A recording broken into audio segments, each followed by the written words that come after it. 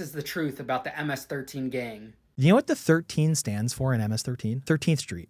You know what 13th Street is? South Central LA. So MS means Mata Salvatrucha. Mata Salvatrucha is a nickname given to people from El Salvador. And when the United States had this thing called the School of the Americas, it was at I think it was in Fort Benning, Georgia, and it's where the JFK Special Warfare School. It's where the Green Berets train. And what the School of the Americas would do, they would take people from South America and Central America, bring them to Fort Benning, and they would get trained by Green Berets and counterinsurgency. Right? They would be trained how to be, jungle fighting commandos to go fight communism in Central and South America. And the MS-13 guys, the founders of that gang, were trained by Green Berets at the School of the Americas. And when El Salvador, collapses and these guys are like, hey man, like we lost, we need a place to go. A lot of them were brought and resettled as refugees in the United States, where they didn't receive access to services and became kind of like listless and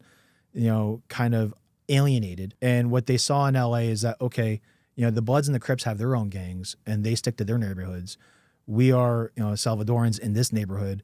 We need to stick together and protect each other because, the government, the police, they don't care about us. And that's how MS-13 started. And then these guys start committing crimes, doing terrible things and employing the skills that they had learned and passed down to their new generations of inductees. They start getting deported back to South, Central and South America. And then they take their skills, their connections that they developed in the United States to create this gang